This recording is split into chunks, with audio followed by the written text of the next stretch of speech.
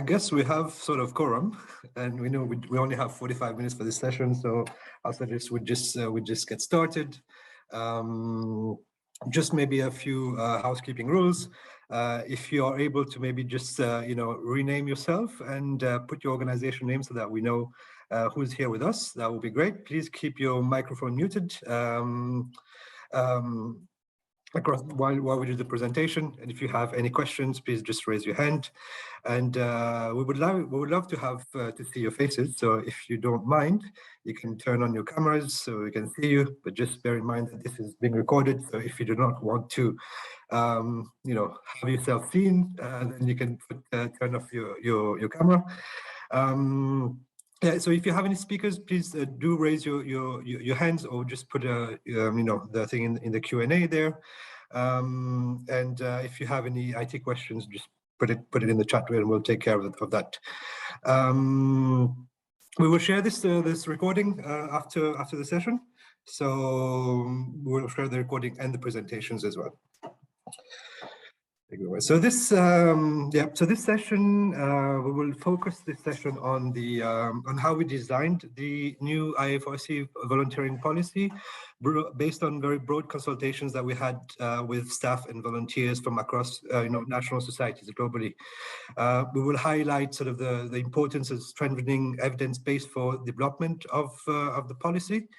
We will also briefly highlight some of the key elements of the policy and its relation to the main strategies of the IFRCs, like Strategy 2030, etc.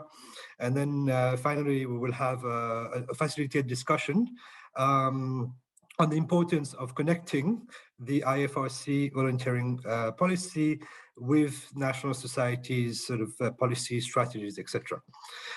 We have here today with us a few speakers, so let me just introduce very quickly. We have Bianca and Matt from the Northumbria University, sorry, Professor Matt Bailey-Smith from Northumbria. He always tells me to call him Professor, I don't know why. Then we have Karine Fleury from the Swiss Red Cross, and we have Louise, who you all know by now, from the French Red Cross Foundation, and is also a volunteer with the New Zealand Red Cross at the moment. Over to you, Bianca.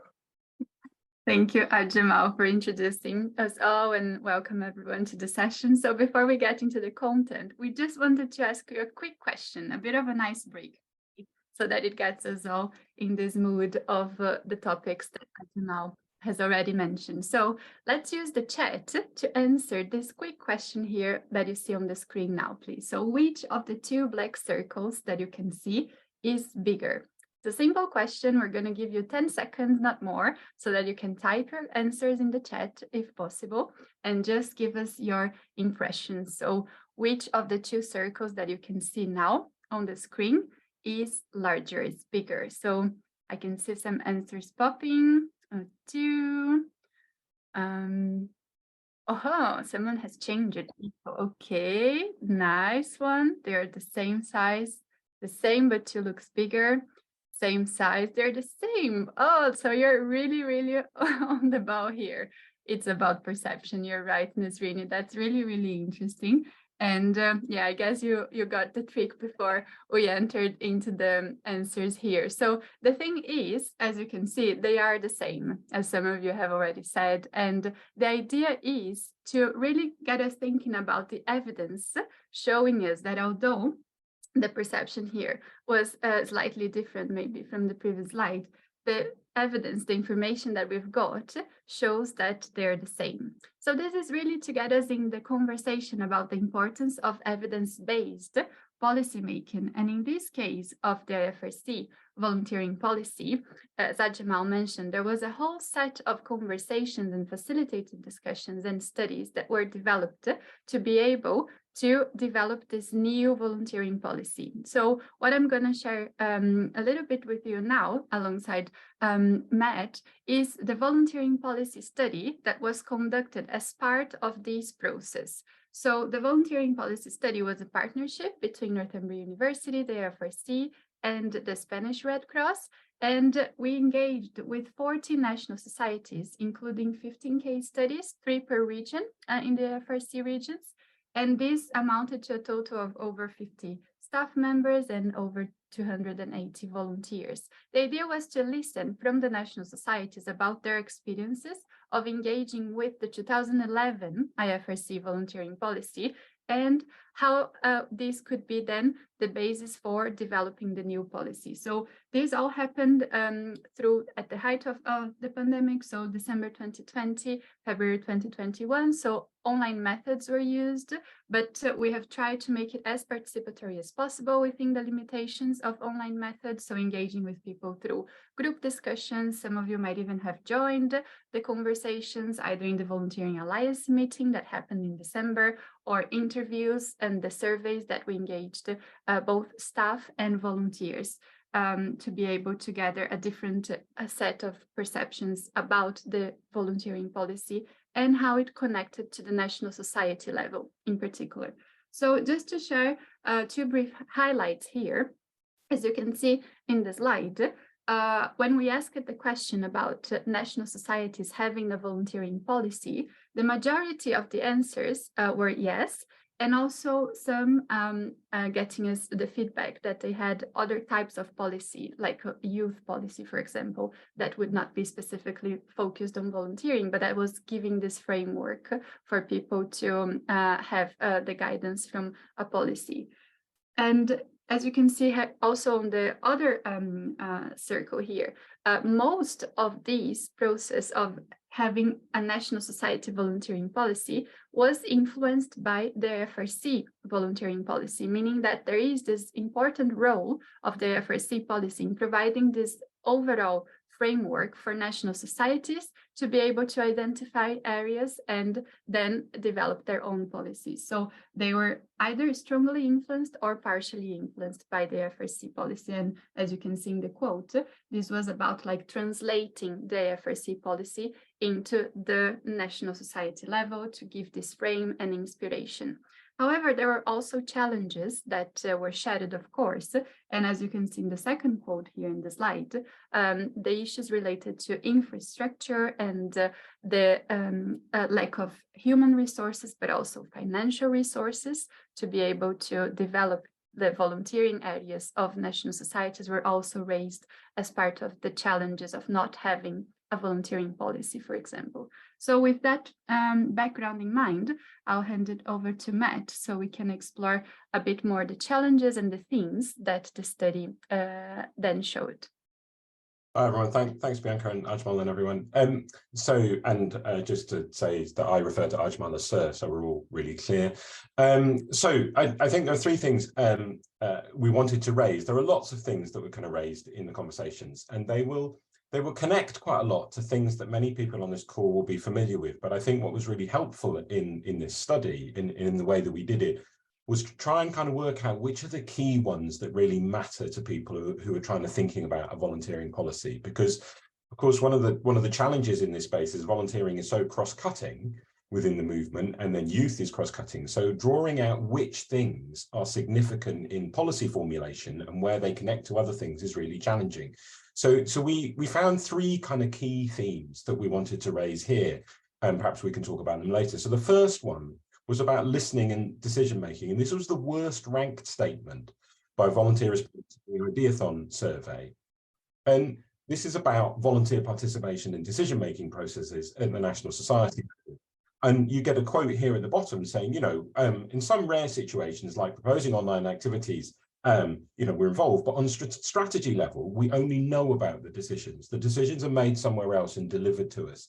And this perhaps connects to conversations that I know some of us had around this question of, if volunteers are the kind of the backbone of the movement, but maybe they could also be the kind of brains. They could be some of the kind of decision makers, but at the moment, the backbone is the language that we use. Second theme is around youth. And perhaps unsurprisingly, if we look at what's going on, the big debates at kind of UN level and the kind of youth bulge, the growing size of youth populations in large parts of the world, youth engagement is really key. But the really important thing is to be clear that two things are going on here. One is youth as an area of work, i.e. you might have a youth department, but then youth as a category of volunteer. And so there's a really good example there of the way you may have two kind of policy frameworks that don't necessarily speak to each other unless one is really careful. And there's a really interesting quote here, you know, that the role of young people is very hard to track. They've got a distinct voice, a very distinct set of expectations that we're not meeting.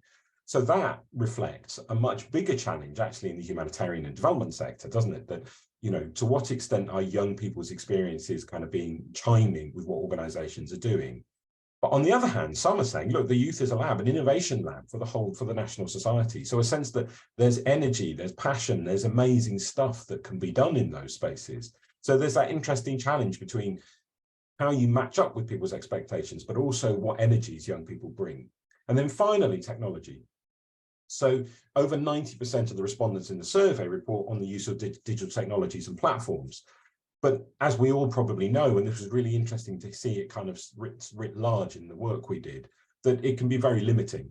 So the problem is if you have a technology element of a policy, but you have another policy which is not addressing technology and inclusion so that everybody has access to it, you risk creating more challenges. So technology can create a kind of inequality, even though it may seem to fit very well under two with the fact that young people are an innovation lab and they will have ready access to technology. So there are some contradictions in there. Next slide, please.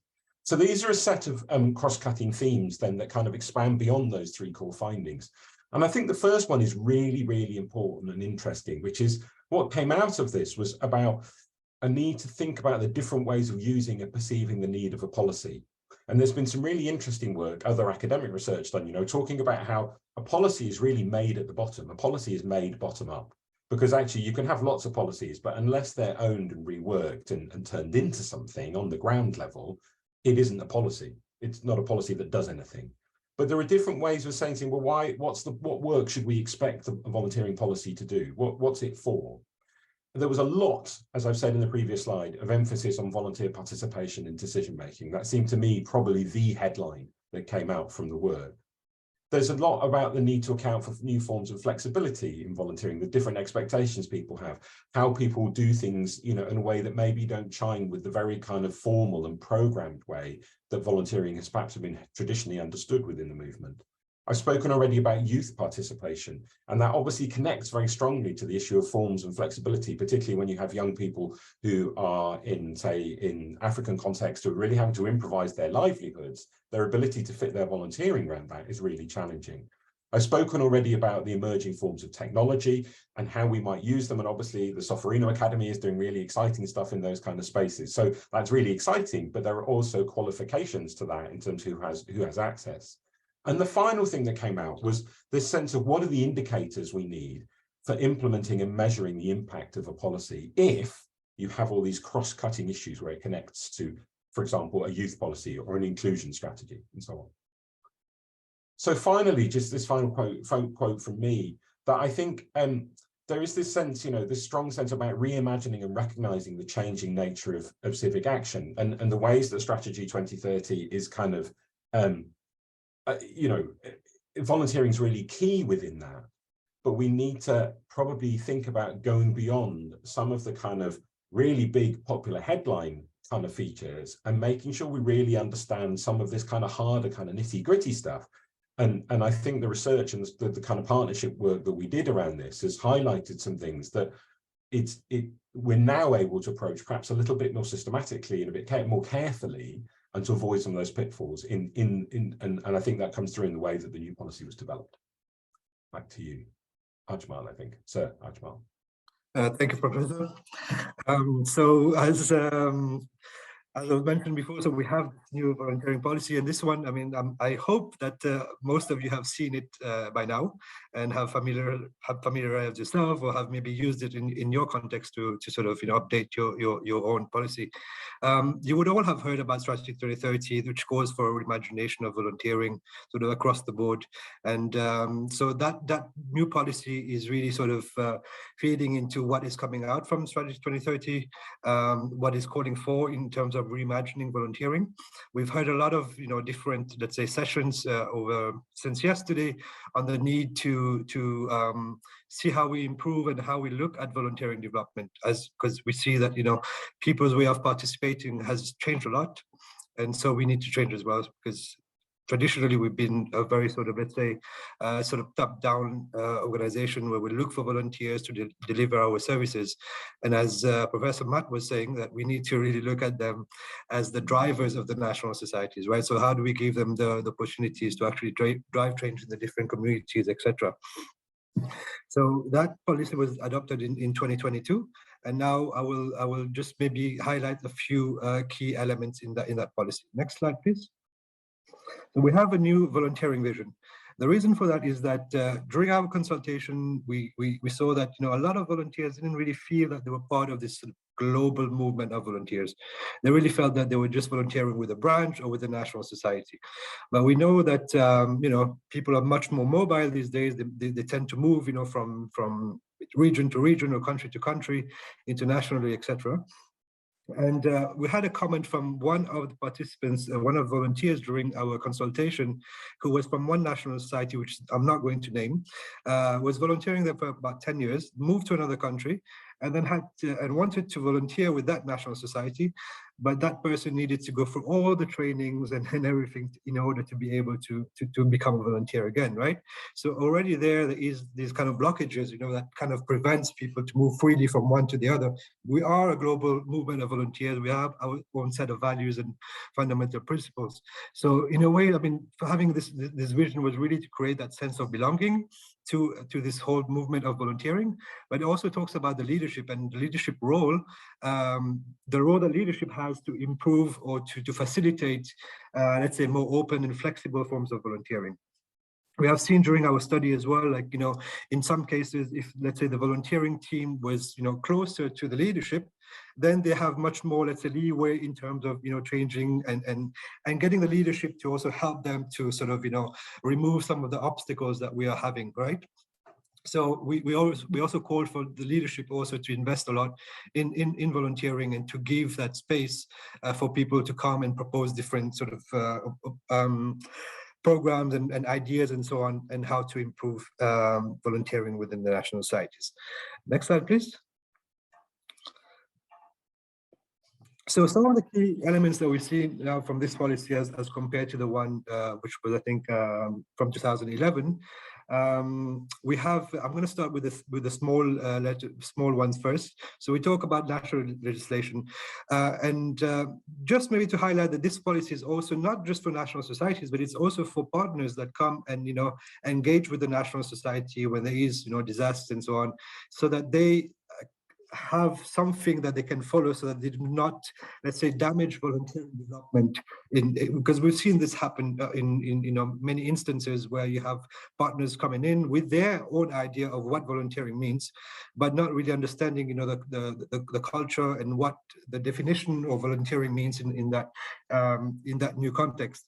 So we really sort of encourage people to look at, what does the national legislation say on volunteering, and how the national society can adapt themselves to that sort of, to all the different elements of that national legislation to protect themselves, for example, but also volunteers in many times. So we have things around fair engagement. That is something new that we have in the volunteering policy, which we didn't have before, which talks about sort of, working hours.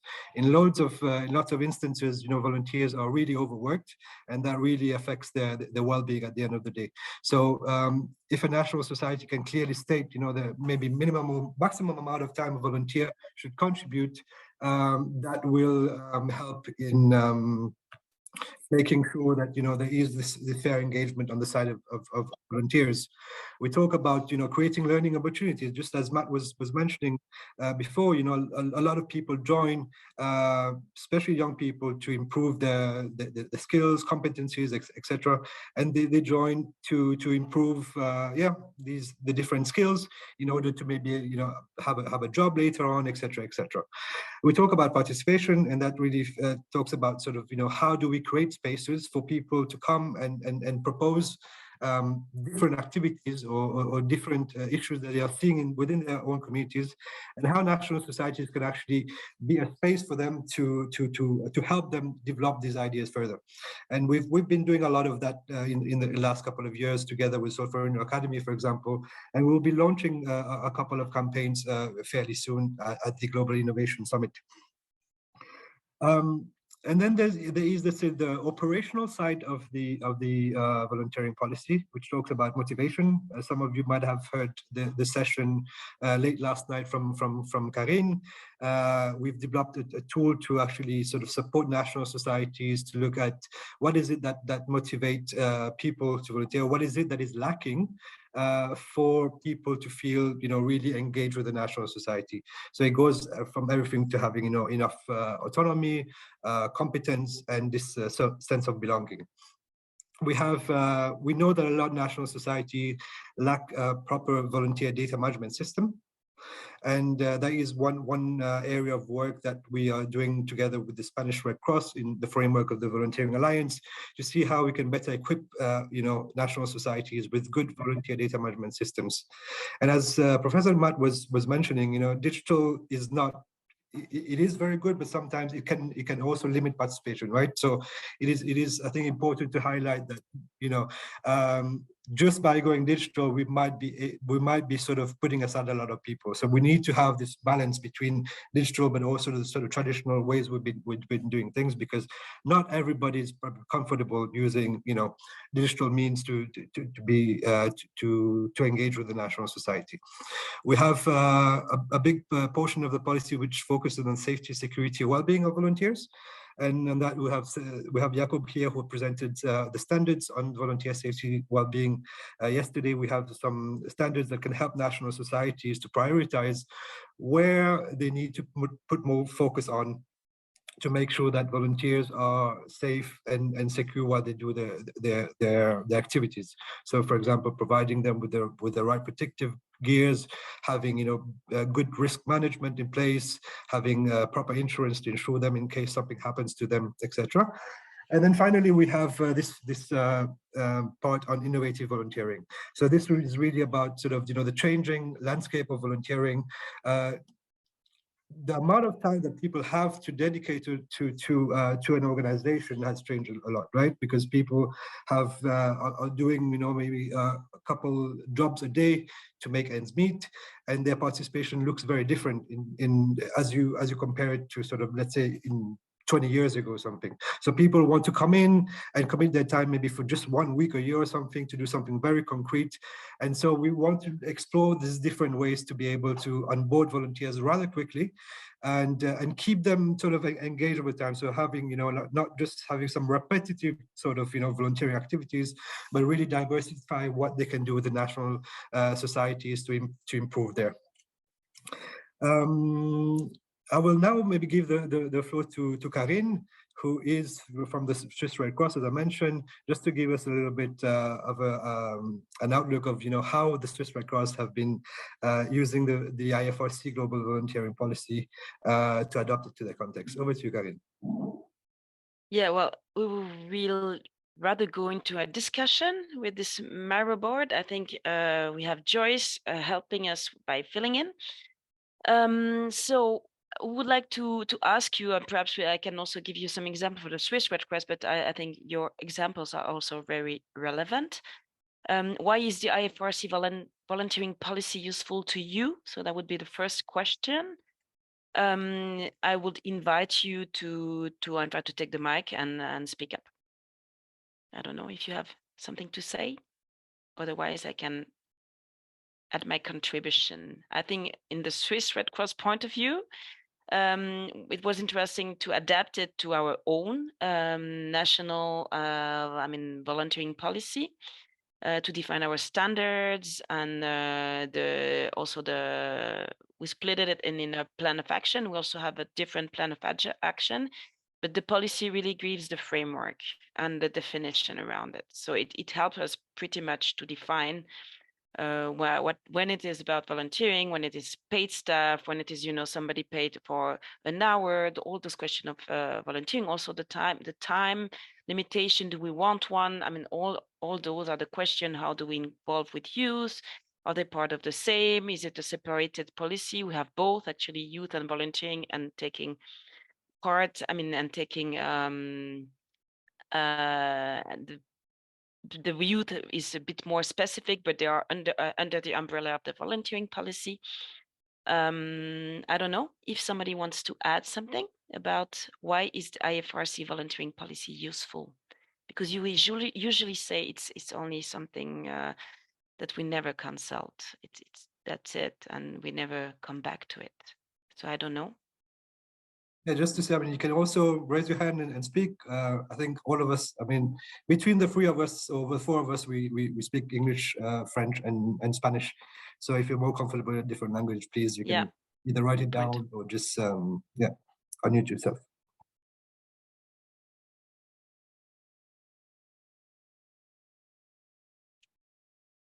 Jacob, please. Hi, everybody, and it's nice to see you in this session. And I recognize a lot of things that you say, Karine. Of course, the volunteering policy, I mean, it's very useful for me as a volunteering advisor and practitioner. I mean, there in Swedish Red Cross, sometimes in the decision making, the volunteering seems to be some kind of resource only in quotation, that you see that you focus maybe on the recruitment part, but I mean, volunteering is so much more with the localization, building strong societies, and but also the decision part. I think it's really important to stress to have this kind of self-determination amongst volunteers, and that could be really helpful with the policy to in some way guide senior management to really ensure the involvement of volunteers.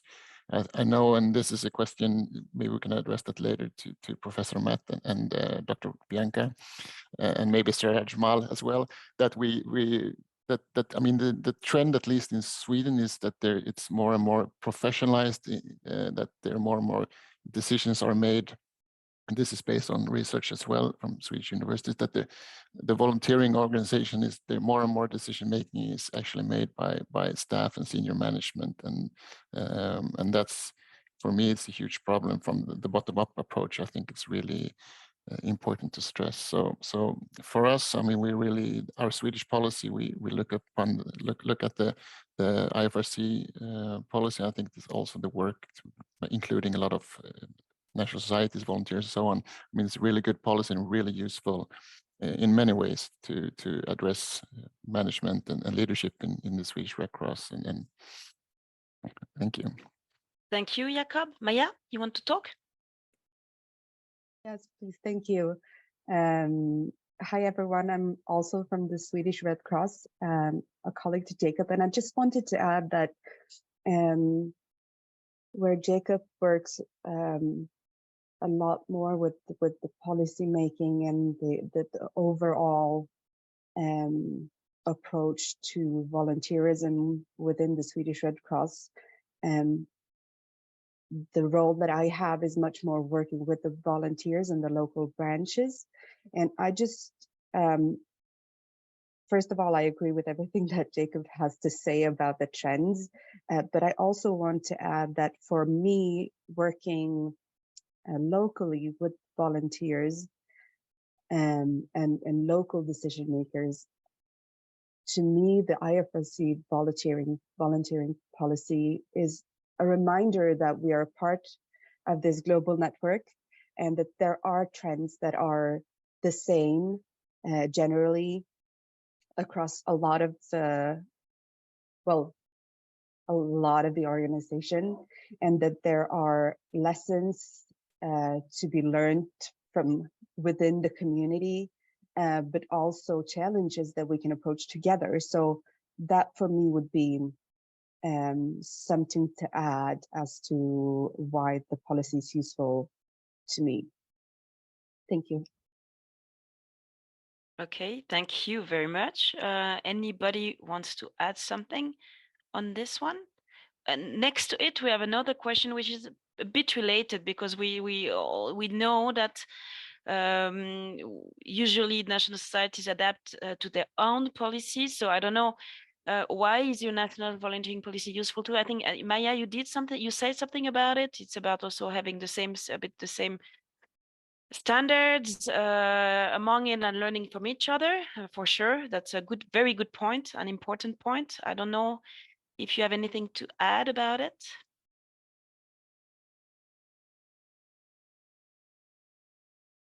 Not everybody at the same time. I know we had a long night, but it's not the reason.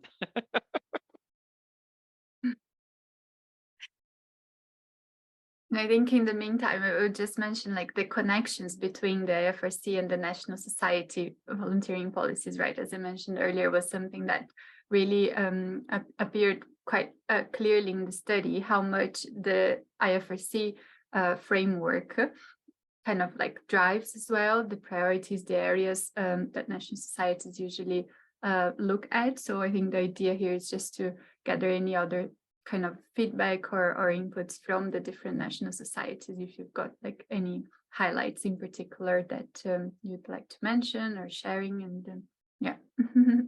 In relation to that, I would add another point. I'm sorry, Joyce, but in the other board, it's about, you know, it's what Jakob was saying.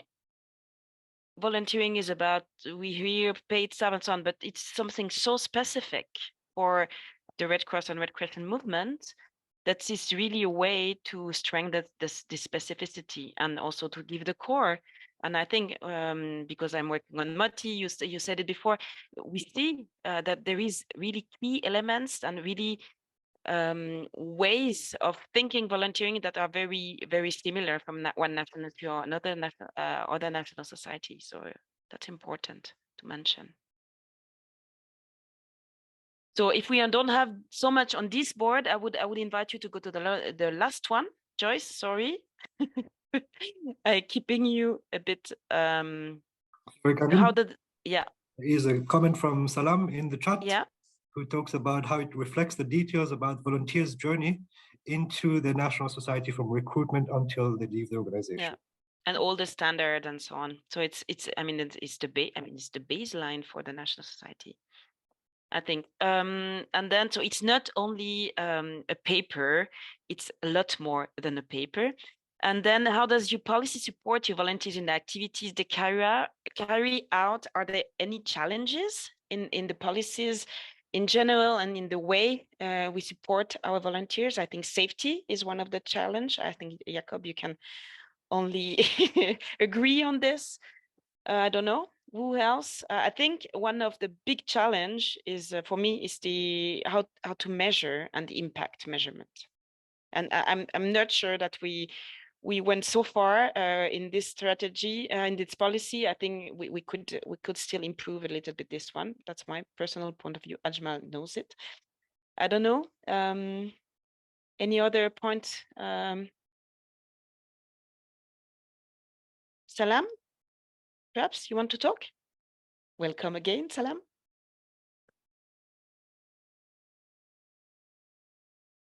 It specifies the volunteering types. So I think it's in the other board, yeah. Any other challenge?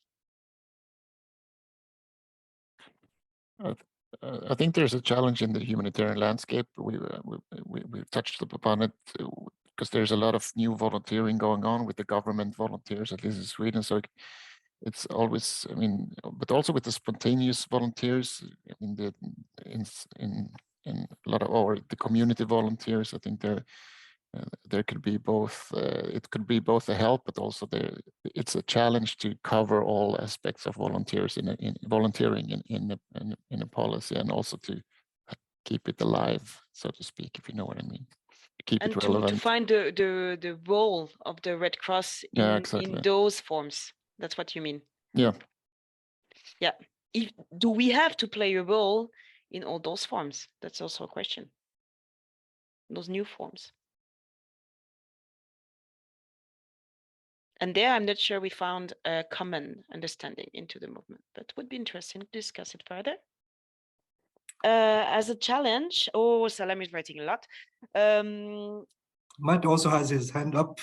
Yeah, so I think we will add from the chat, perhaps into the board, and I think we will close our part and give the floor to Louise, if I am not mistaken. Matt has his hand up. So sorry. I think we have another 5 minutes or something. So Matt, please go ahead. I was just going to add on to what Karin and Jakob had said, actually, that if we think back to the findings from the study, there is this difficulty that we're finding lots more flexibility and a desire to be more flexible, and we're celebrating young people as coming up with these great innovative ideas. So they're coming up with some of the things they want to do, but that's really difficult if you want to have a kind of policy that kind of works across lots of different contexts. So I think, Karine, it was just really elaborating a little bit on what you said. And then the other thing was to say, within the VICE project with the Swedish Red Cross, what we found in terms of the policy was that when things became so difficult in some circumstances, that people were really just having to improvise and really having to work out stuff in very difficult moments on the ground.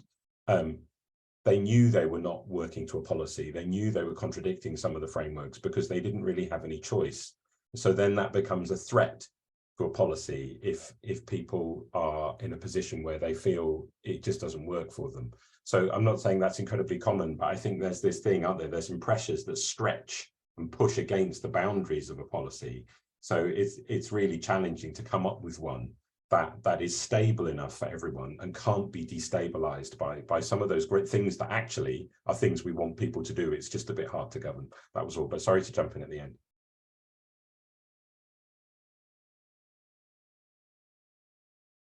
Yeah, no, thank you, Matt. Well, thank you for your comments. If you want to get in touch, we will put our email towards the end of the session. But now I'll give the floor to Louise. Thank you very much, Ajmal. I'm just going to quickly share my screen.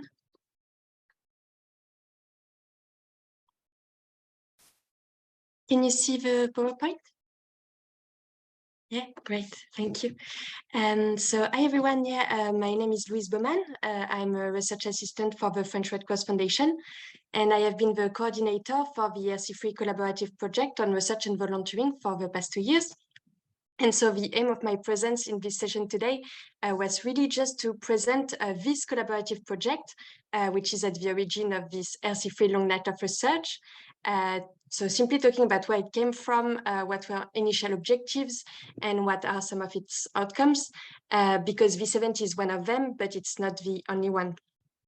But so the first thing I just wanted to say a big thank you to all of you for coming, because this event is really the outcome of a lot of work from a lot of people over the past 2 years. So it's really good to be here and to have a chance to finally meet all of you and to be able to share with you some of the outcome of this amazing collaborative project, which we hope will become some useful resources to you who are here today, but also to our movement in the future. So just to give you some background information about the project, it really began about 3 years ago in 2020, when the IFRC decided to launch a collaborative project on volunteering. And so they formed a working group composed of different members from the IFRC. And because of the topic of the project, they contacted the Volunteering Alliance, Ajmal and Joyce here, and Ferhan and Karine and everyone, to propose them to work on it together. And so in addition to the working group, we created a steering committee, which was composed of members of the IFRC and of the Volunteering Alliance. And both the working group and the steering committee met about once per month to talk about the advancement of the project.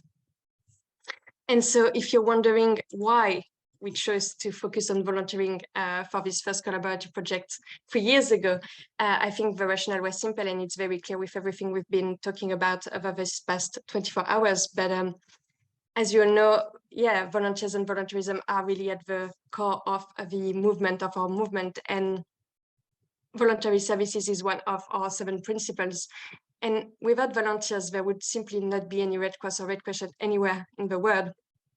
But being a volunteer is not always easy, right? Like, there are a lot of challenges. And so, I don't know, volunteering takes time, it takes energy, it can be risky, it can be emotionally consuming. And so in parallel, we know that a lot of national societies are also struggling to find more volunteers, sometimes to keep their volunteers motivating and to keep them engaged. And some are concerned about their security and well-being. But most importantly, I guess, is that national societies are not only concerned about this, but are actually trying to find solutions and to develop new strategies and tools to improve and to keep their volunteers safe and happy and motivated. And again, this is everything that has been presented over this past 24 hours during this event. And so I guess that with this project, what we were hoping to do was really to contribute to this effort with what we know best within the IFRC, which is research, and to try to create or reinforce, because it already exists, this dynamic and relationship between our movement and the academic sector. And so in practice, we had two key objectives for this project, which were one, optimizing knowledge, and two, connecting the academic sector and our movement. And so about this first axis of optimizing knowledge, again, we knew that we were not the first ones to think about researching volunteering practices within our movement. So the idea was really to look at what had already been done and to try to valorize it by bringing it together and making it more accessible. So over the past 2 years, what we have done is that we have conducted interviews with reference centers, with IFRC members, with national societies, to ask them if they had done any research on volunteering. We also shared a survey using the Volunteering Alliance mailing list. We looked also at some research online, and this work allowed us to identify around 50 research projects. So then we brought all these resources together by creating an online database that we have separated by themes, and we've added this database online on the website of the Volunteering Alliance. And in parallel, after having done this, we decided to partner with the Center for Global Development of Northumbria University, so Bianca and Matt, which are here today, to develop a document that we call a source book or reference guide. And so it's basically an introduction to volunteering studies. It includes some of the research that we found while doing this initial literature review, but also a lot of other academic resources, which we, as a collective, think might be interesting or relevant for practitioners and volunteers to read, to reflect about volunteering practices. So it is thematic, it is divided by regional focus of the IFRC. For the themes, you will find resources on the profile and characteristics of volunteers or on their motivations, on volunteering management and well-being, on volunteering in dangerous situations, but also some more reflexive pieces about, for instance, volunteering economies and inequalities, and the question of new technologies or online volunteering too. So we have included resources in English, Spanish, and French. And almost all of these resources are openly accessible, and we have included the links to facilitate their access. So these tools are currently available on the resources section of the website of this event, of the platform. They are not perfect, of course, and it would be great to update them in the future, but we hope that they will be useful resources to our movement. And so, of course, we encourage you to give them a look when you get the chance. And so about our second axis, our objective, which was to help national societies collaborate more with the academic sector. And so this is why we decided to organize this event, hoping to create a platform for researchers, staff members, and volunteers to meet and talk about research and volunteering practices.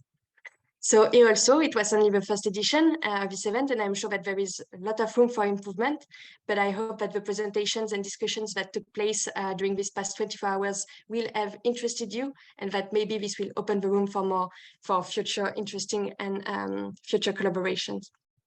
So thank you very much again to all of you for taking part in this event today. And please feel free to reach out to us if you have any questions about this project, about the resources. And I think that we all now need to jump into the closing ceremony, if it's okay with everyone.